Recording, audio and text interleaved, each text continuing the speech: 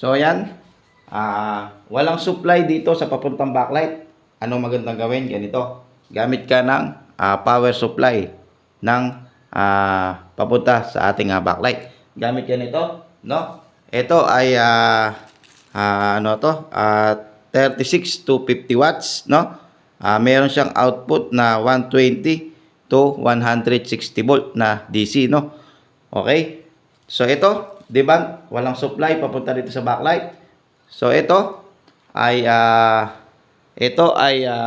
AC, no? Line ng AC ito. So ang supply nito is 220, no? AC 220. Tapos ito yung output natin. Ang supply nito ay 120 to 160 volts na DC, no? So positive, negative. So okay, kukunik nyo lang dito sa ating backlight, no? Sa wire ng ating backlight, ikakat nyo to na nanggaling dito sa ating motherboard. Cut nyo yung wire na papunta doon sa backlight. So itatap nyo to, positive, negative. Dito, positive. Yan, positive. So negative.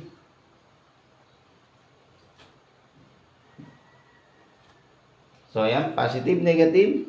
Lagyan nyo ng electrical tape. Tapos ito, line ng AC natin, 220.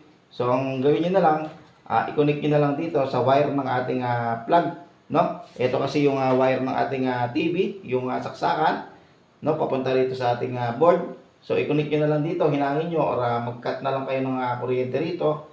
So lagyan nyo electrical tape, maayos kailangan ng pagkakalagay. So hindi kailangan sasayad dito sa ating metal ng ating TV para hindi magkaroon ng problema, no? So ganyan lang, iilaw na yung inyong backlight, no? Kung may problema dito sa output ng kanyang motherboard na papunta dun sa backlight ng ating TV. So madaling paraan, no? Mabuti meron na ganito na nabibili at hindi na tayo nahihirapan sa pagre-repair. So yan lang yung ating gagamitin upang magamit na po natin yung ating TV kung may problema dun sa supply papuntang backlight. So madali lang mga boss.